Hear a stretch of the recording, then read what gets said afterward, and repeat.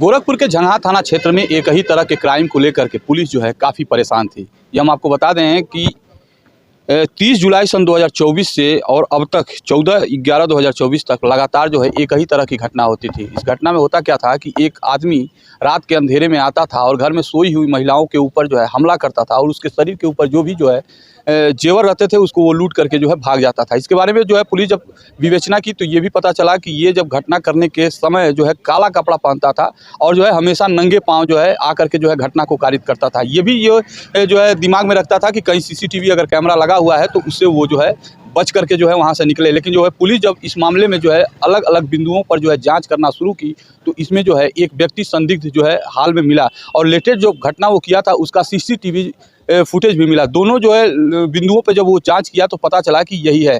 इसके बारे में जब और जानकारी जो है पुलिस ने जुटाई तो ये भी पता चला कि सन 2022 में ये जो है 376 के मामले में जेल भी जा चुका है। इस पूरे प्रकरण पे जो है गोरखपुर के एसएसपी ने जो है क्या कहा, आइए उसे देखते हैं। देखिए, जनपद गोरखपुर के थाना जंगहा क्षेत्र में विगत 4 महीनों में एक ही पैटर्न पर कुछ घटनाएं हो रही थी, जिसमें रात के समय पर 1 से 4 बजे के बीच के समय पर कोई एक अनजान व्यक्ति घरों को टारगेट कर रहा था और वहां पे सो रही महिलाओं के ऊपर प्रहार कर रहा था, उनको इंजरी हो रही थी और फिर वो वहां से भाग जा रहा था। इस पूरे घटनाक्रम की जब समीक्षा की गई तो संज्ञान में आया कि पिछले 4 महीनों के दरमियान 5 ऐसी घटनाएं हुई हैं, जिसमें कि एक घटना 30/7 को सिंहपुर में, 12/8 को उपधौलिया में, 26/8 को हाथखाल में, 10/11 को मंगलपुर में और 13/14/11 की रात को कटेरिया में। पहली ही घटना से लेकर के अभी तक थाने की टीम द्वारा, हमारे SP north, CO Chauri Chaura व एसओजी और सर्विलांस की टीम द्वारा लगातार घटनाओं की रोकथाम के लिए अभियान चलाया जा रहा था। रात्रि के समय पर पुलिस के साथ साथ स्थानीय जो निवासी हैं, ग्राम प्रधान हैं और अन्य जो सहयोगी लोग हैं, उनके साथ निगरानी भी की जा रही थी। इसके अलावा ग्रामवासियों को इसके संबंध में जागरूक भी किया जा रहा था, सेंसिटाइज भी किया जा रहा था।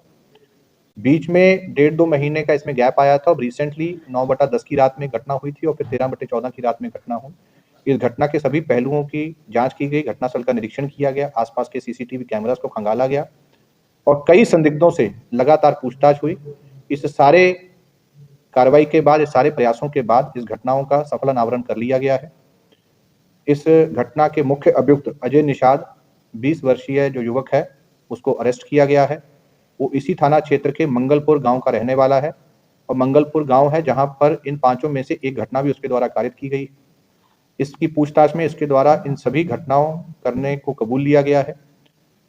एविडेंस के तौर पर देखा जाए तो इन घटनाओं से संबंधित जो सीसीटीवी फुटेज है उसमें उनकी प्रेजेंस अप्रूव हो रही है। सर्विलांस के माध्यम से भी इसकी लोकेशन वहां पर अप्रूव हो रही है और जिस तरह से इसके द्वारा घटनाएं कारित की गई हैं, पूछताछ में इसके द्वारा पूरे घटनाक्रम को डिस्क्राइब किया गया है। वादी जितने भी हमारे हैं उनसे जो प्राप्त जानकारियां हैं उसको भी वेरीफाई करते हुए इस निष्कर्ष पर पहुंचा गया है कि ये पांचों की पांचों घटनाएं किसी अपराधी द्वारा की गई थी। बैकग्राउंड में अगर देखा जाए तो ये पूर्व में महिला संबंधी अपराध में वर्ष 2022 में इसके ऊपर मुकदमा दर्ज हुआ था, जिसमें ये जेल गया था। 6 महीने जेल में रहने के बाद बेल आउट होकर के ये यहाँ से सूरत चला गया था। इसी वर्ष ये वहाँ से वापस आया था और उसके बाद कुछ चीज़ों को लेकर के इसमें दिमाग में जो भी बात चल रही थी तो इसके द्वारा ये घटनाएं कारित करना शुरू किया गया।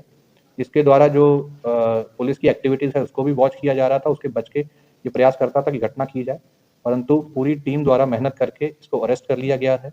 घटना से जुड़ी सारे एविडेंसेस को कलेक्ट किया गया है, इसको अरेस्ट करके जेल भेजा जा रहा है और जल्द ही इस केस को फास्ट ट्रैक में लेते हुए इसको मैक्सिमम सजा करवाई जाएगी।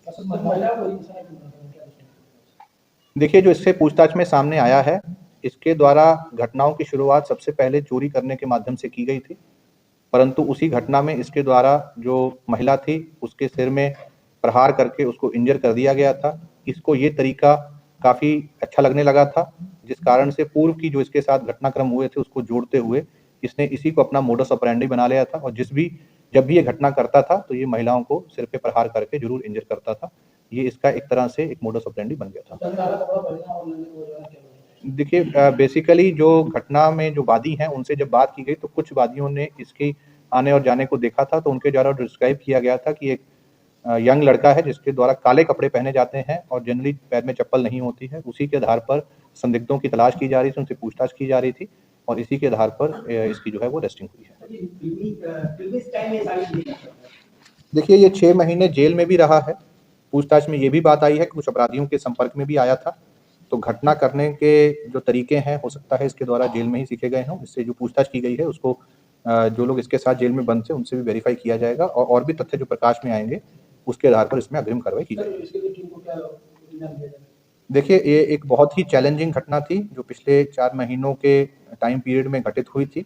महिला संबंधी अपराध था, महिलाओं को इसमें घायल किया जा रहा था।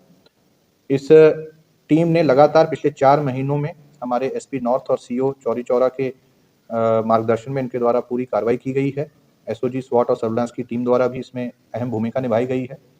पूर्व के थानाध्यक्ष और अभी वर्तमान के थानाध्यक्षों द्वारा अपनी अथक मेहनत से अपनी टीम के साथ इस घटना का अनावरण किया गया है, जिसके लिए एडीजी जोन महोदय द्वारा पूरी टीम को 1 लाख रुपए का इनाम घोषित किया गया है।